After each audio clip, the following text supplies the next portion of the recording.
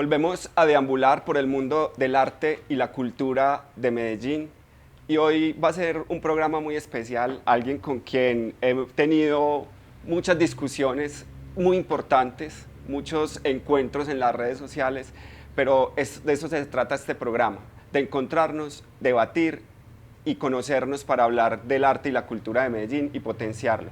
Hoy con Daniel Grajales. Daniel, Hola, ¿cómo estás? ¿cómo te va? Bien, Muy bro. bien. ¿Cómo estás? Dani, bienvenido y bueno, vamos a conversar un rato. Contanos un poco de tu vida, de tu infancia, de tu mundo en Medellín, cómo llegaste, cómo te fuiste metiendo por el mundo del arte y la cultura, a pesar de que sos periodista. Pues ve, yo creo que siempre estuvo un interés por las manifestaciones artísticas. Hice una obra de teatro cuando estaba como en tercero de primaria, donde hablaba 2 segundos, pero me acuerdo que fue como súper importante para mí. Y siempre un interés como por lo visual. Yo me acuerdo que tenía una tía que tenía un apartamento hermoso y tenía un cuadro y yo me paraba a verlo y eso me producía muchas cosas. Entonces siempre estuvo ese interés. Escribía todo el tiempo, desde la escuela. En el colegio fue más ¿A qué le evidente que escribías en ese momento de la vida? como los ejercicios normales, pero creo que me interesaba tomar unas notas como que mucho más, como con muchas más observaciones. Entonces cuando escribía en los cuadernos, escribía lo que había en los tableros que nos llenaban en ese momento. Y además ponía como mis propias observaciones y eran unos cuadernos todos lindos, todos bien hechos, en los que se notaba que siempre había un interés por escribir. Eh, Empecé a leer unos cuentos infantiles muy lindos que venían como en unas cajas que tenían unos primos y entonces empezaron a hacer como que muchos intereses hacia las artes, pero también me encantaba la televisión porque era un momento en el que se veía muchísima televisión y la labor del periodista me parecía increíble, me parecía además que era un momento muy difícil para hacer periodismo. Entonces eran como esos héroes que estaban ahí conversando de esas realidades sociales tan duras que vivíamos en el país. Por eso creo que siempre estuvo como mi infancia entre los dos lados. Además que yo crecí en un barrio en El Salvador donde vivía mi abuela, donde salíamos a jugar a la calle. Entonces había como que una efervescencia de disfrutar de todas esas tradiciones de la calle mientras estaba haciendo las tareas todo el tiempo, escribiendo, a veces leía. Creo que siempre estuvo presente como esa relación entre la escritura y las artes. ¿Cómo era vivir en El Salvador? El Salvador está ubicado en el centro de Medellín y se ve la ciudad completa. ¿Qué recordás de ese? El Morro del Salvador, que es una hermosura porque o sea, íbamos a jugar al Morro del Salvador y estaba ese Cristo ahí que significa tantas cosas y estaba el paisaje de toda la ciudad. Pero era una infancia muy bonita, o sea, era una ciudad muy dura, una ciudad en la que pasaban muchas cosas, o sea, mi papá se murió cuando yo tenía 1 año o lo asesinaron en esa violencia difícil de Medellín. Y aún así yo creo que crecimos en una ciudad que permitía que uno soñara con muchas cosas. Entonces cuando vos te paras allá y ves esa ciudad tan grande, para ese momento uno sueña muchas cosas. Me acuerdo además que estaban haciendo como esa iglesia que hay en el Morro del Salvador, que era una Sí. capilla, y había unos señores que estaban como construyéndola y íbamos a sus casas y ellos compartían lecturas, era una cosa como muy comunitaria, muy bonita. En ese momento también alguna vez me contaste que para vos el desfile de mitos y leyendas era algo maravilloso. Sí. ¿Cuándo fue? Igual que los silleteros. Es que mi abuelo era muy de ir al centro me acuerdo de estar muchas veces esperando sentados en la playa que fuera silleteros o que fuera mitos y leyendas. Y creo que uno no lo entendía muy bien, que le quedan más bien como imágenes de eso, o sea, que le quedan como esas luces y esos vestuarios sin que uno lo entendiera muy bien y supiera que realmente lo que significaba. pero entonces como que esa tradición y ese interés que él mostraba por ese tipo de desfiles, a mí se me quedó siempre. Entonces ya luego era ir con los amigos del colegio y que empezara a ser parte de mi vida. Y ahí empezaste también a conectarte mucho con ese mundo de ese sector. ¿Cuándo decides estudiar comunicación? ¿Cómo fue eso? ¿Cómo fue Cuando yo estudiar? estaba en el colegio, Cosmovisión tenía un programa de jóvenes que se llamaba Teenagers. Y yo terminé ahí haciendo reportajes, por, como fueron a mi colegio, entonces luego me invitaron para que hiciéramos unos reportajes y eso me encantó, o sea, como estar ahí, poder preguntar, como poder tener la voz. Es que yo siento que mi generación es una generación que no sabía si iba a tener la voz en algo, porque Era una éramos esa generación como que generación. no sentía que hubiera futuro, porque nos vendieron como esa idea de que de pronto no Sí. existimos. Sí, yo la llamo la generación D, después de Pablo Escobar, que por un lado no tienen muchas oportunidades, pero todo el mundo está esperando que sea mejor y que cambie la ciudad y que cambie la manera de ser joven en Medellín y que cambie la idea del sicario y que cambie la idea del drogadicto y que cambie la idea del pobre y que, cierto, era una generación que tenía muchas responsabilidades, entonces tener la palabra era tener la vida, era tener mucho.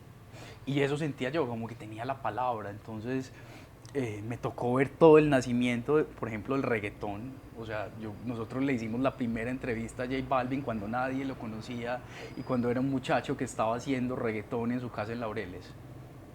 Entonces fue empezar a ver un universo muy bonito en el que no solamente eres importante, sino que tienes la posibilidad de darle a la gente unas historias distintas a esa televisión tan dura que veíamos, porque era la televisión de las FARC, pero la televisión de la violencia de Medellín, y esto era ofrecer otra cosa.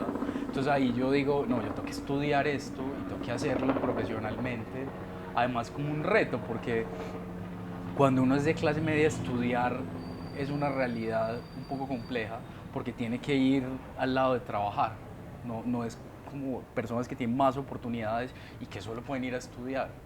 Entonces ahí como que yo digo, no, tengo que estudiar esto y creo que ahí me doy cuenta que era el sueño de toda mi vida. Yo había presentado los actos cívicos del colegio, de la escuela, había hecho mucho ya de eso y creo que ahí digo, este es el momento de hacerlo profesionalmente. Hay una pregunta que te voy a hacer y es, me hablaste del reggaetón y de eso, aquí hay una discusión en el sector cultural tradicional muy grande frente a los géneros, yo soy muy partidario de que la ciudad es múltiple y tiene eso. Vos, en relación a todas esas discusiones que se dan frente a la música, vos, ¿cuál es tu posición? ¿Vos qué sentís y qué pensás? Yo también me hice mucho esa pregunta porque, a ver, yo creo que la relación de esta ciudad con el reggaetón tiene mucho que ver con mi generación, ¿cierto? Que es la generación que asume eso. Y que de hecho en papel hicimos esa reflexión sobre el reggaetón en Medellín, pensando en que hay que verlo como un fenómeno cultural. O sea, esas letras que a tanta gente escandalizan para un muchacho que en los 90 estaba en un baile de reggaetón en una casa donde pagaba 2.000 pesos y no se consumía alcohol y lo que pasaba toda la noche es que todo el mundo estaba bailando y que no entendía mucho de esos términos todavía que venían de Puerto Rico y que significaban cosas. El reggaetón era una música que demostraba su juventud, era un género que contaba unas historias como relacionadas con lo que estaba pasando en esa generación y después se ha ido transformando. Entonces yo creo que cada momento en la historia de la música, de las artes visuales, de la literatura, cuando está sucediendo uno no lo entiende muy bien.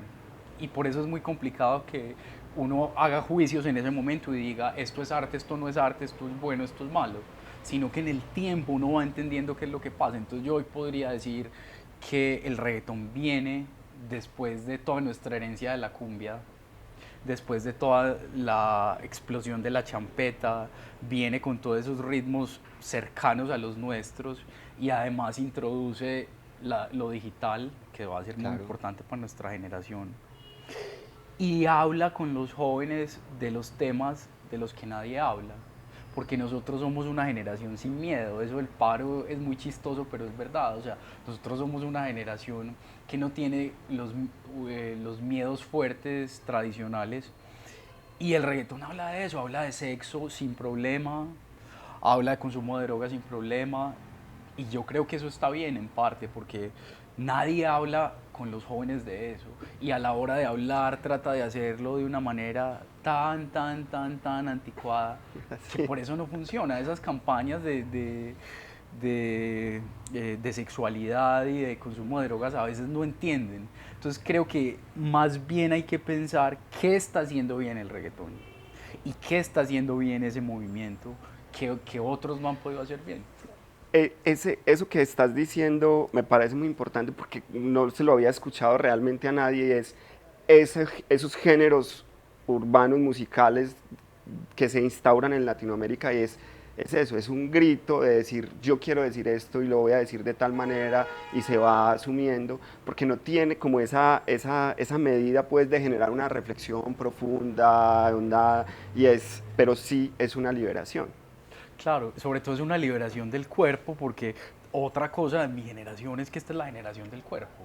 O sea, que hoy los muchachos de Medellín están en los parques haciendo ejercicio, que las chicas quieran lucir su cuerpo, es una liberación al cuerpo, porque nosotros fuimos una generación que estaba pensada para lo mismo, para no muestre el cuerpo es un pecado, seguía siendo como esa dominación religiosa. Yo creo que esto también es una liberación, tiene que ver con toda la sensualidad, ¿cierto?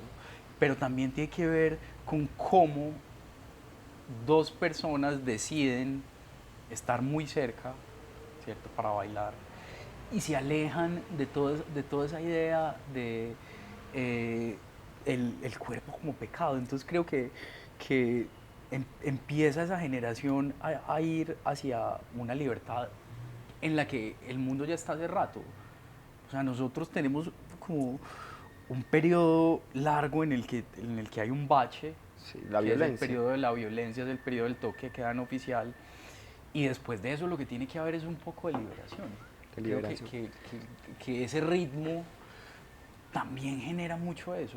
Y hay personajes interesantísimos. Entonces, mira, que aparece este muchacho en Laureles con un piano, que le falta un diente, gordo, que está haciendo reggaetón, y uno va a ver y lo que está haciendo es unas canciones en las que ninguna habla mal, o sea, ninguna tiene una mala palabra, ninguna explícitamente o necesariamente habla de sexo.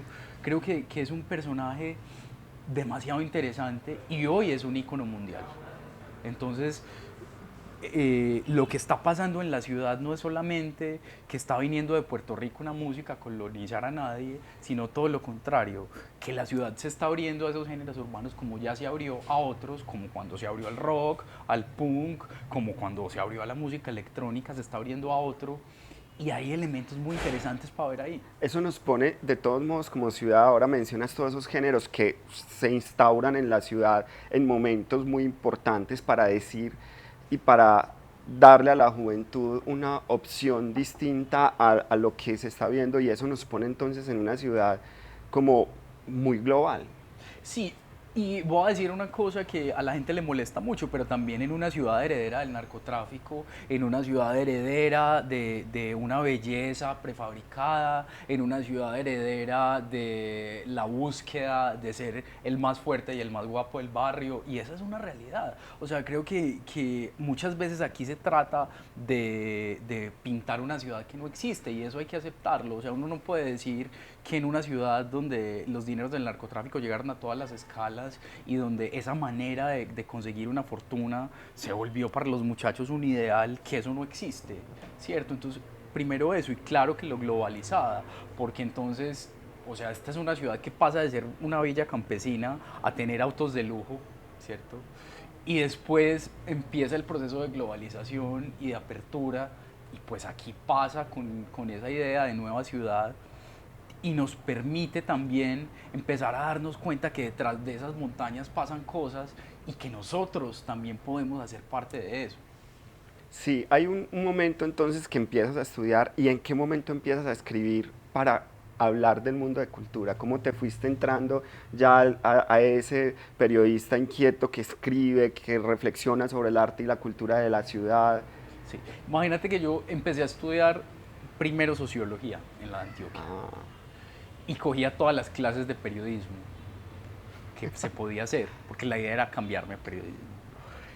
Y ahí conocí a profesores maravillosos y aprendí muchísimo, por ejemplo Juan José Hoyos, que me cambiaron la vida porque uno cree que el periodismo es una cosa, pero cuando a vos te mandan a hacer la tarea de ir al teatro de Villanueva a hacer una crónica de lo que pasa en ese cine triple X, sí.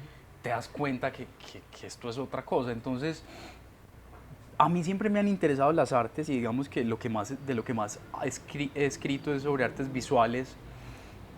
Me encontré ahí con un periodismo cultural que no es nada distinto a contar lo que somos, y eso yo ya lo estaba haciendo en televisión. Entonces como que por ahí me interesé mucho.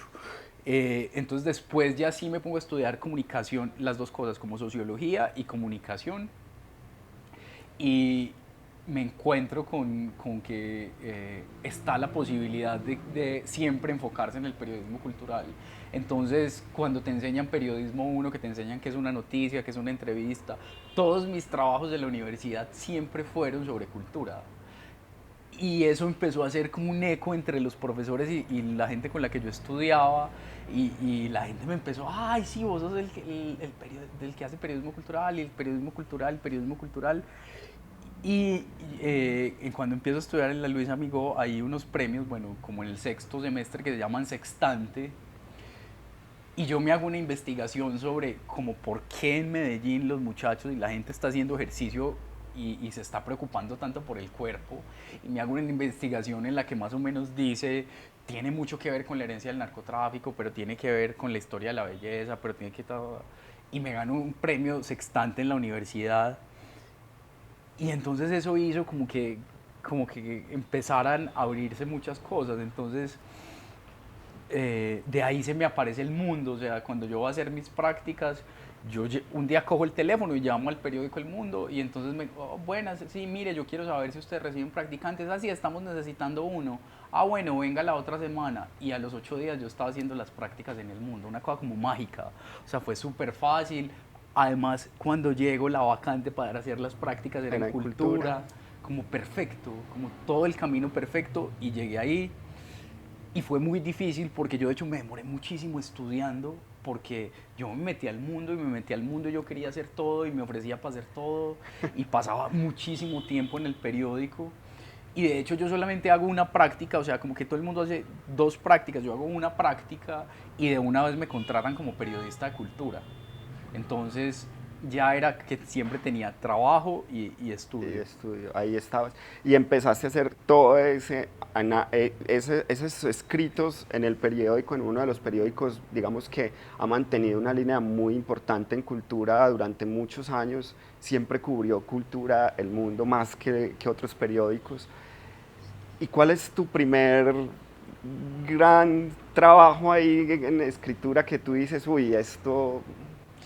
Pues ve, lo más lindo es que yo después me acuerdo que mi abuelo, y esto pues lo voy a haber contado ahorita, pero mira, mi abuelo era un hombre campesino, conductor de camión, pero que todos los días leía el periódico y Ah, compraba el periódico. Y yo me acuerdo que cuando yo estaba chiquito él estaba sentado leyendo el periódico, y entonces iba poniendo lo que se leía y yo lo iba cogiendo sin saber leer, lo iba viendo. Y después entonces me acuerdo que en muchos momentos yo vi los suplementos culturales del mundo. Entonces yo había leído a Ana María Cano, yo había leído a Mariluz Vallejo, a Ana Piedad Jaramillo, a Patricia Nieto, yo había visto sus trabajos ya.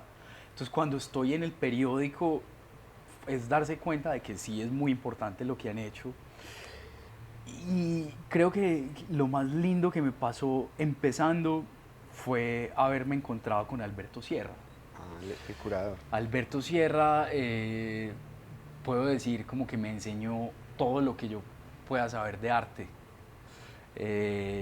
Un día me mandan a la casa de un señor a hacer una reportería de una exposición, y fue encontrarse un amigo para los años que siguieron, y encontrarse con una persona increíble, con un ser humano maravilloso.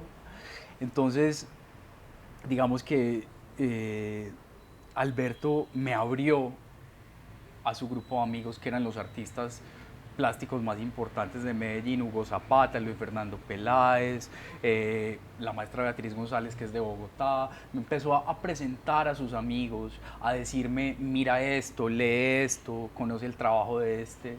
Y siento que esa es como mi primera gran experiencia del periódico, porque Alberto se volvió como mi asesor. O sea, yo lo llamaba y le decía: ve, hay una exposición en tal parte, ¿te parece importante? Ve, es que me llegó a través de la agencia una noticia en tal museo del mundo, ¿qué te parece? Y ese es un personaje que siento que me cambió la vida. Me llevó a un mundo que a mí me encantaba. O sea, me encantaba como espectador, siempre me han gustado las obras de arte, me han parecido hermosas. Cuando estaba, otra cosa que va pasando, a mí me tocó que me llevaran de la escuela al Museo de Antioquia, y eso me marcó y me Eso es muy cambió la vida. importante. Yo creo que hoy la ciudad necesita más eso, ¿cierto? Más circulación de los niños en esos escenarios que son los museos. ¿Ves? Eso es muy importante. O sea, yo era un chiquito y me acuerdo que lo llevan a uno a esa plaza primero y ves esa plaza con esas esculturas, pero entra a ese museo y ve en las paredes eso que no entiende qué es, que después se da cuenta que es Pedronel Gómez, pero que es gigante y que es colorido y que es hermoso. Creo que desde ese momento viene mi conexión con las artes visuales. O sea, eso me cambió la vida. ¿Vos cómo sentís las artes visuales en Medellín? Necesitan urgentemente un trabajo claro, porque no lo han tenido. Mira, vos sabes que esta es una ciudad, es la ciudad de las bienales de Coltejeros, Sí. es la ciudad de Fernando Botero, de Débora Arango, es la ciudad de muchos artistas que hoy no tiene una vocación clara por las artes visuales, ¿cierto? Como la tiene por el libro. Sí. Creo que hay unos grandes artistas, y me siento orgulloso cuando los veo, porque sé que todo lo que hacen lo logran por su propia gestión. Cuando los veo en ferias importantísimas, pero también haciendo residencias en otros países. Cuando veo una exposición como la de Jesús Abad Colorado, Ujú. que lo que te dice y lo que te genera es una reflexión súper importante. Y siento que con la muerte de Alberto Sierra la ciudad perdió muchísimo, porque Alberto era de esos personajes que mucha gente no quería por su carácter, pero que hay que reconocer que todo el tiempo estaba trabajando por la ciudad, no por él solo. Entonces siento que hace falta otra vez un liderazgo por los artistas de Medellín en la plástica, y acciones claras que vuelvan a conectar a la gente con eso, porque los ciudadanos cada vez como que lo sienten más extraño. O sea, el arte contemporáneo ya es difícil, y no estamos haciendo un ejercicio juicioso de trabajar porque esta sea una ciudad donde las artes visuales tengan fuerza, como si lo estamos haciendo por el libro.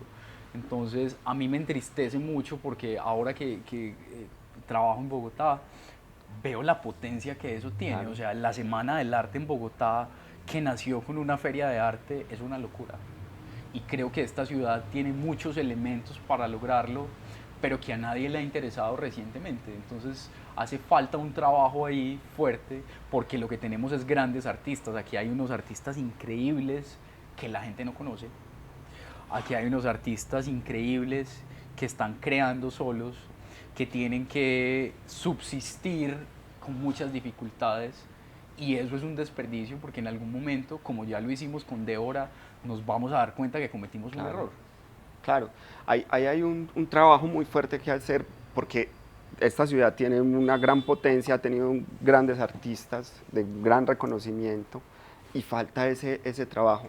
Dani, has estado escribiendo en muchas revistas, en muchos, y ya muy concentrado en cultura, en muchos temas. ¿Qué es de ese mundo lo que más te ha movido? Es decir, estos artículos que has escrito en los periódicos, en las revistas, vos decís, ay, este artículo es el que yo siempre me soñé o todavía no ha llegado. Hay muchas cosas, ve, yo tengo una relación como muy linda con los artistas mayores, porque siento que esta ciudad no se los ha reconocido, y que ellos se van muriendo y nosotros nos vamos dando cuenta de lo importantes que son. Entonces, cuando yo me encuentro con Aura López, con su enfermedad muy avanzada, en un geriátrico, siendo una mujer tan importante, o sea, la gente dice, pero ¿por qué importante? O sea, es la voz de la literatura en esta ciudad, es la mujer que trabaja con los clubes, es la mujer que está al lado de un gran personaje y en ese momento como de la historia de la editorial, pero que además significa lo importante que es la promoción de lectura. Y vos vas y te la encontrás en ese último momento, eso me partió muchísimo el alma. O sea, no estaba mal y no estaba en un mal lugar, porque eso no era, pero sí es otro personaje que se va sin que le hagamos el reconocimiento. Entonces, por ese lado, ese trabajo de Aura López que hicimos en El Mundo me encantó.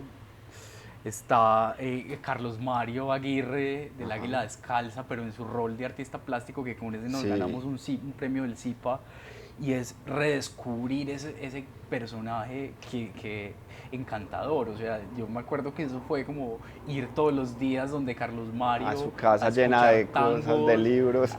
de obras, a su patio.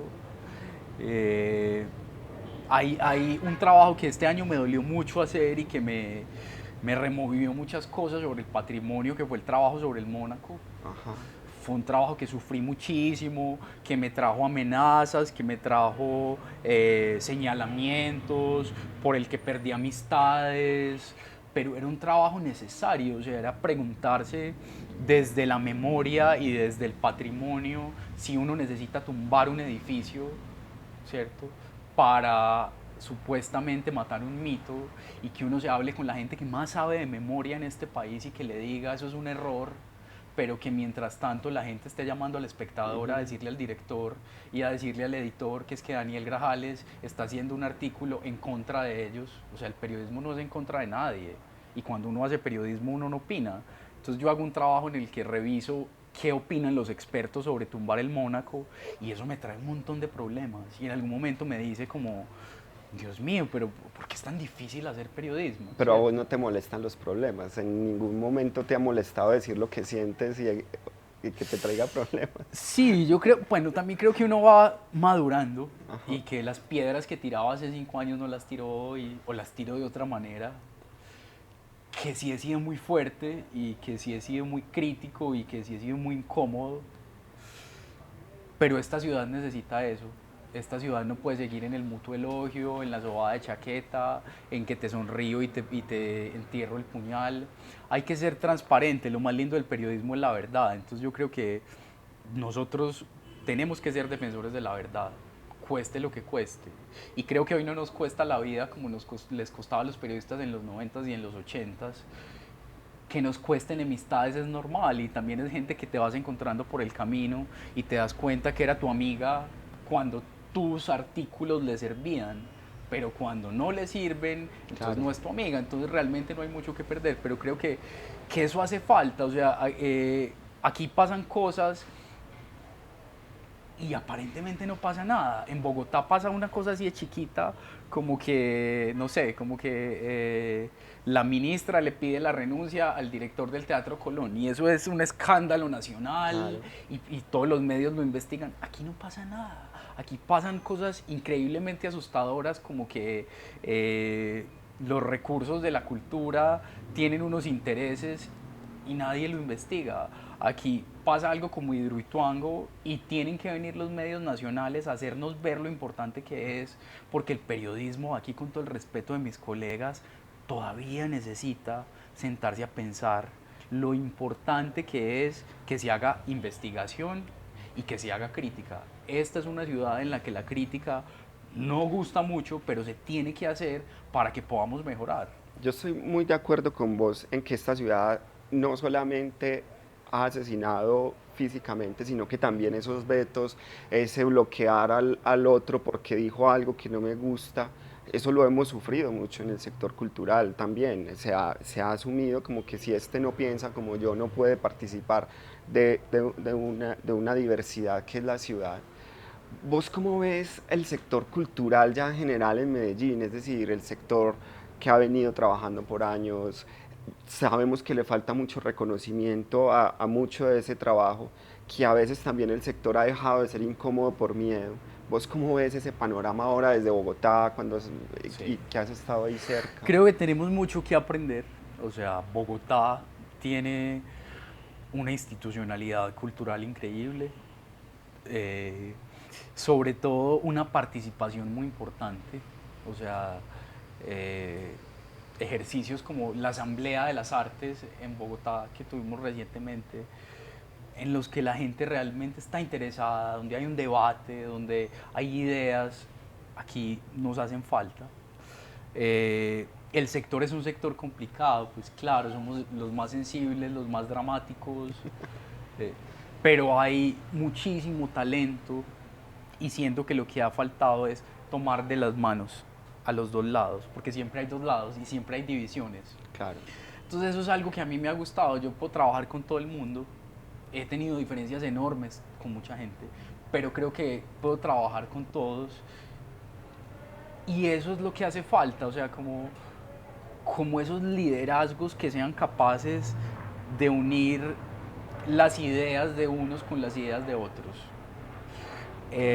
Hace falta que se crea de verdad en que esta es una ciudad de artistas, o sea, uno no puede ser tan pobre como para tener un discurso de ciudad de artistas y realmente no trabajar de la mano con los artistas, ¿cierto?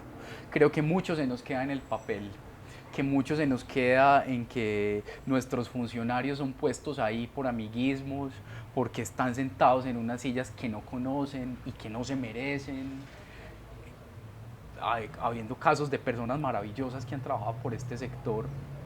Siento que hace falta salirse del escritorio en lo público e irse a trabajar con la gente y a trabajar con el sector. Es un sector maravilloso que ha resistido que una entidad cultural lleve 40 años. Tú sabes que Sí. 40 años luchando por un proyecto cultural dice muchísimo de nosotros y siento que Medellín tiene una gran potencia, pero lo que hace falta es trabajo. Venía de un muy buen proceso de 12 años de continuidad de las ideas y estamos ante 4 años de una negación total y de un no avanzar y de un estancamiento que lo que hace es afectar al sector. Y sí, hay mucha gente que no habla porque es que si no hablo entonces no me van a firmar el contrato, no me van a incluir en el proyecto y eso tiene que acabarse. No se trata de quién me cae bien, se trata del sector, de la gente, porque trabajamos para la gente. Y es muy triste que aquí pasen cosas como esas. Es un secreto. ¿Por qué la gente se molesta conmigo? Porque yo digo las verdades que a mí me dicen y que yo sé que son verdad y que nadie se atreve a decir. Entonces, Pero la gente no está contenta. ¿no crees un poco? Yo siento que sí que había que hacer un cambio en políticas culturales muy fuerte en esta administración, estoy de acuerdo. ¿No crees un poco que de pronto son voces que habían estado muy beneficiadas mucho tiempo y que se han sentido, digamos, en una distribución distinta que hizo esta administración, afectadas o más programático lo No, pensás? yo creo que, a ver, todos tenemos intereses personales y eso de que es que la gente no tiene intereses, por favor, o sea, que vamos a venir a echarnos ese cuentazo. Cada uno tiene sus intereses, ¿cierto? Y la idea es que todo el mundo esté bien, o sea, cuando tú tienes una familia y en esa familia hay arroz para todos, todos están contentos. Pero cuando hay arroz para tres, tres están contentos y uno no. Entonces la idea es que todo el mundo esté contento y creo que esta ciudad tiene unos recursos tan grandes en los que todo el sector podría estar contento. O sea, yo no veo mal esa relación de Estado y cultura y no veo mal que las entidades reciban recursos de la administración pública porque para eso son, o sea, para eso están hechos y todo el mundo debería estar contento, ¿cierto? Siempre va a haber inconformismo, pero creo que cuando es un colofón de voces tan distintas, o sea, yo no solamente hablo con la gente del teatro y no solamente hablo con la gente de las artes visuales, yo hablo con todo el mundo, con la gente del libro y con los periodistas y puedo conversar con la gente que hace cultura viva comunitaria, pero con la gente que hace danza y con el ciudadano de a pie y cuando todo el mundo dice, ¿qué pasa en Medellín? ¿Qué es lo que pasa en Medellín? Y cuando tú estás en una feria en Bogotá y la gente, sin darse cuenta que tú eres de Medellín, empieza a comentarlo y lo escuchas, te das cuenta que esa voz que de pronto es más cercana a ti se conecta con la otra. Entonces eso creo que pasa. Sí hay gente que puede estar pensando desde sus intereses personales, pero también es lo evidente, es una ciudad que iba en un ascenso, ¿cierto? Y que logra grandes cosas y que construye bibliotecas, unidades de vida articulada, tiene un gran portafolio de estímulos y llega una administración que viene a decir mentiras, que viene a decir que aumenta el presupuesto cuando no lo aumenta sustancialmente, que viene a decir que es una ciudad de artistas cuando no lo es. Creo que hay verdades que no solo responden a los intereses de las personas, sino que van a eso del interés público, que está en el periodismo. O sea, el interés público es ese punto en el que se encuentran todas las voces.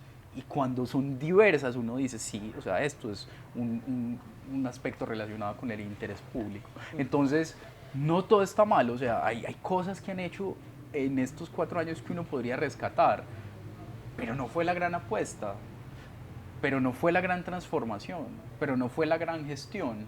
Y eso duele mucho que lo digan, pero hay que decirlo, porque o Sí. si no vamos a seguir siendo el sector que por un contrato entonces aplaude y aguanta y por eso no hay transformaciones.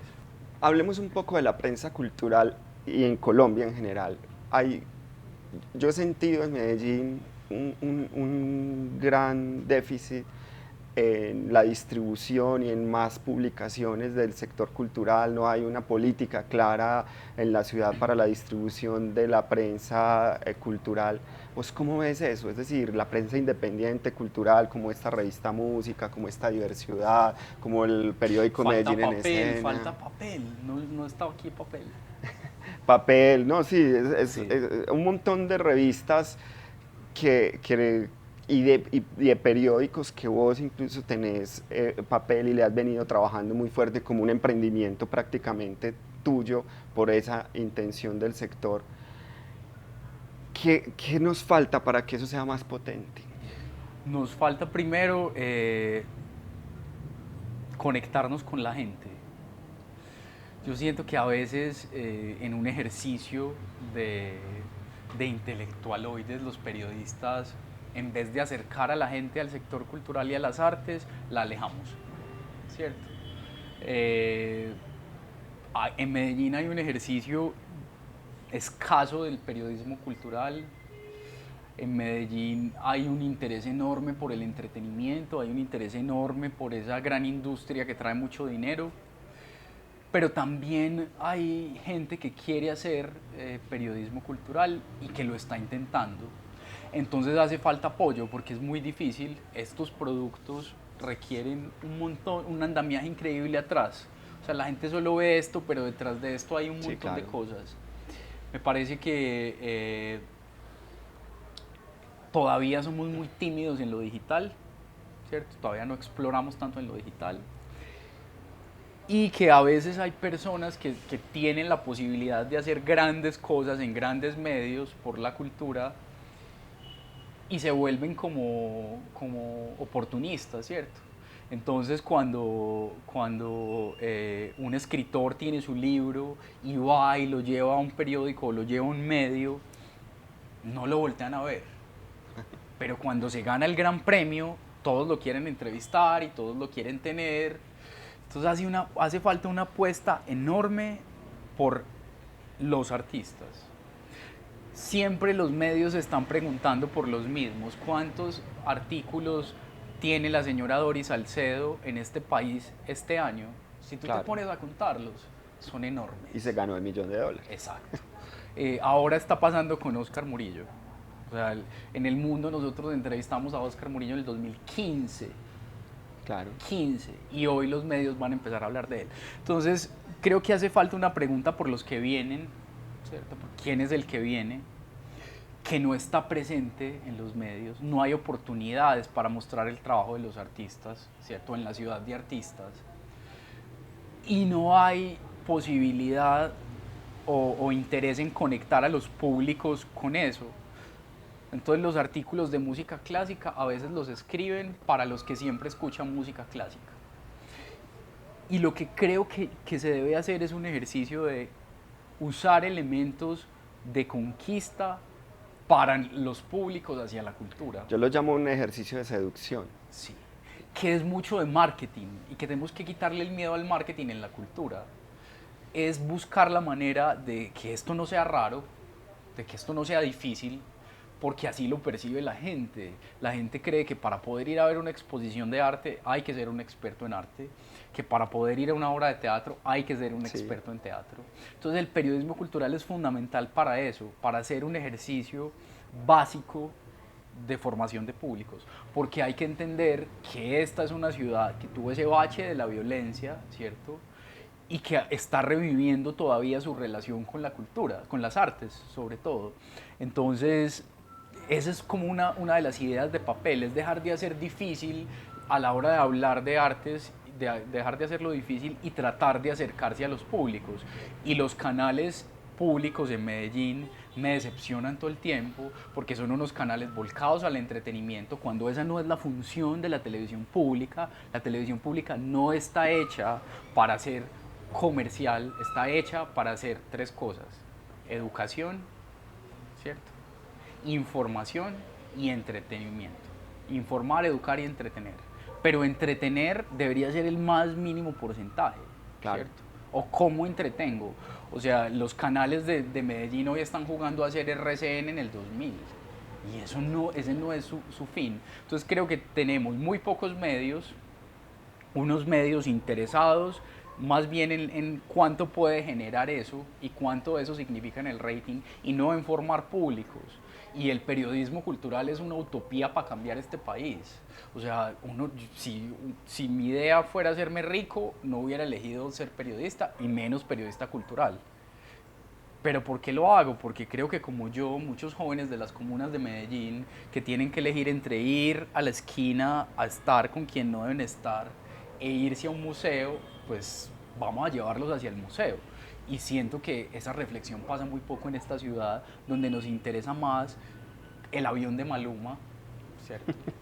Que artistas tan interesantes como Freddy Alzate o lo que hace de ambulantes o lo que hace, bueno, el Matacandela siempre está en todas partes y tiene su propio músculo, pero creo que nos hace falta entender que para transformar esta ciudad no necesitamos solamente hechos políticos, sino también hechos sociales, y el periodismo y la comunicación social, por eso se llama social, son fundamentales para poder transformar a esos públicos. Bueno, Dani, vamos llegando ya al final. Aquí podríamos Hablamos quedar mucho. 3 horas, pero de eso se trata el diálogo cultural, es poder decir, poder hablar. Vos, háblame un poquito más de Papel, cómo va, cómo está, porque una de las cosas que tiene este programa es que nosotros sí queremos ir como construyendo una red de lo que es hablar y dialogar de cultura, de qué es ser independiente en cultura y cómo construir esa red. Por eso tengo estas 2 revistas y espero que Papel ya me llegue para poderla repartir. Yo aquí tengo esa intención, y es que lo que hacemos en cultura se distribuya y se vea y sea evidente. ¿Cómo va Papel? Papel va muy bien, siento que va transformándose en el tiempo como tiene que pasar con los proyectos culturales. Lo lanzamos con todo el amor y pues digamos que fue un poco estridente ese lanzamiento con tanta gente, con tantas cosas. Vamos a sacar el cuarto ahorita y cada vez va siendo más un panfleto. Ayer me encontré con Juan Fernando Espina y le dije que Universo Centro es como un papá de papel más grande y más importante y más maduro, y que nosotros somos como un panfleto que queremos tener ahí, primero con un enfoque muy joven, porque yo creo que con los jóvenes de Medellín no estamos hablando, con los jóvenes de Medellín otra vez no estamos construyendo y nadie les está hablando, y nosotros queremos hablarles, y queremos hablarles con cultura, y queremos hablarles con arte, y queremos hablarles de una manera en que nadie esté comprometido. Entonces Papel primero es una publicación física y digital, gratuita. Es una publicación que trata de hablarle a la gente en su lenguaje para que comprenda lo que pasa con las artes, que es para no expertos y expertos, y que no es, o sea, cuando yo empecé a pensar papel, era algo así como una copia del suplemento cultural que yo creé en el mundo o que yo construí cuando estuve en el mundo y dije, no, eso no es. Y eso no es porque cada cosa tiene que ir a buscar a su público y tiene que ir a construir a su público. Entonces, papel está ahí, ha generado unos debates interesantísimos, ha generado unas molestias interesantísimas y eso es lo que a mí me interesa. Que si nosotros salimos a hablar de las drogas en Medellín y salimos a decirle a la gente que nosotros le pusimos papel porque nos dimos cuenta que los muchachos de Medellín se están metiendo una droga de este tamaño, que es un papel con unas gotas de ácido que se derrite en la boca y que nadie se da cuenta que están consumiendo, no estamos señalando eso, estamos preguntándonos por eso. Cuando salimos a decir que el reggaetón es un fenómeno cultural y que en esta ciudad tiene unas connotaciones importantes, lo que queremos es que se genere debate. Se genera debate porque alguno escribe un texto de arte y al otro no le parece. Entonces queremos ser ese medio que no está mirando cuando está mirando los medios y que tiene una agenda propia, una agenda que no está impuesta por nadie. Entonces la gente dice, ay, pero es que pensábamos que papel iba a ser, no, yo no quiero ser la agenda cultural de Medellín que estaba haciendo Universo Centro, claro. A mí no me interesa, porque creo que eso ya lo hicieron, ¿cierto? Entonces, en la medida en que nosotros podamos dar sorpresa, en que no seamos, que la gente ya sepa de qué vamos a hablar y que seamos cada vez más un panfleto que aparece cuando creemos que tiene que aparecer, que la gente se encuentra y que está lindo, pero que a la vez tiene unos mensajes muy duros, que tiene un editorial que habla de frente, o sea, a entidades que hablan de emprendimiento, pero a la hora de apoyar a los emprendedores nos tienen en 200 citas que no cumplen, en que no nos contestan el teléfono. Nosotros no tenemos miedo otra vez, porque es que creemos que esta ciudad no puede seguir estando dominada por el miedo y por el miedo a la muerte, ¿cierto? Que es ese miedo que siempre tenemos ahí, pero también por el miedo a que no nos contraten, a que no nos llamen, a que no tenemos miedo y por eso de que no hayamos cumplido las expectativas pues es una lástima, pero que uno reciba esos números de papel y sean tan buenos con tan pocas acciones, porque los números en digital son increíbles, claro. Yo me sorprendo y digo, Dios mío, ¿qué es esto?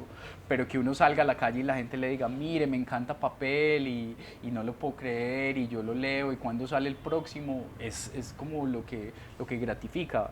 De alguna manera, como yo he estado en Bogotá estos 2 años y algo trabajando, ha sido difícil como hacer más cosas, pero creo que el próximo año vamos a hacer más cosas, que hay mucha gente queriendo hacer proyectos con papel y que yo lo cuido mucho. O sea, a mí no me interesa una empresa de camiones en la contraportada.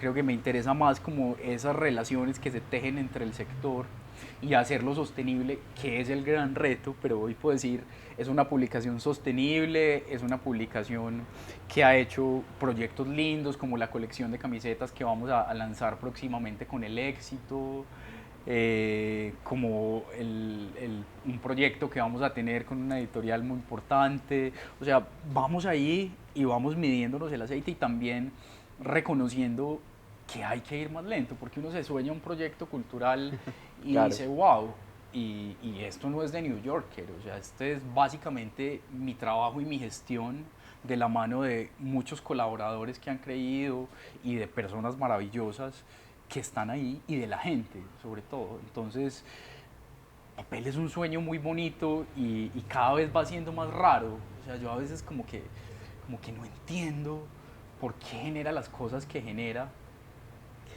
Y para eso está, o sea, también para cuestionarlo a uno, porque cuando tú haces un producto que es como en serie y ya es muy fácil, pues también aburre. Entonces, claro. Ahí vamos, ya viene el próximo, que va a estar muy lindo y estamos todo el tiempo en las redes y generamos conversaciones y hacemos encuestas y somos irreverentes y tomamos fotos y hacemos preguntas incómodas como por qué todavía no funciona la pantalla de agua del Museo Casa de la Memoria, por Dios, llevamos cuántos años esperando a que funcione y a la gente le molesta, pero aquí nadie hace esas preguntas y ahí estamos, somos como los niños rebeldes de la ciudad, también con gente muy seria que escribe de sus temas. y me siento muy contento de que la gente haya sido tan linda. Eso no habría pasado sin la gente. Bueno, Dani, ha sido un placer este encuentro, gracias, este de verdad. diálogo Gracias. de construcción con todas las diferencias que nos hemos dado por muchos lados, pero lo importante es construir desde la diferencia y desde el diálogo. Muchas gracias por apostarle a A la vos cultura de por Medellín. invitarme, aún con todas las diferencias. Pero de eso se trata, porque no tenemos que ser iguales, porque no tenemos que pensar igual, pero aún así, siendo tan diferentes, tenemos que construir, porque eso es una cosa que nos aqueja, que siempre estamos buscando el problema del otro para alejarlo y no lo común para construir. Eso es cierto, vamos a construir y de eso se trata este deambular, es dialogar por el arte de Medellín, por la cultura, por los soñadores, por los emprendedores de arte y cultura de Medellín. Síganos en nuestro canal de YouTube deambulantes.tv, denle like, repártanlo por el mundo. Muchísimas gracias a Daniel Grajales y aquí seguimos en Deambulando.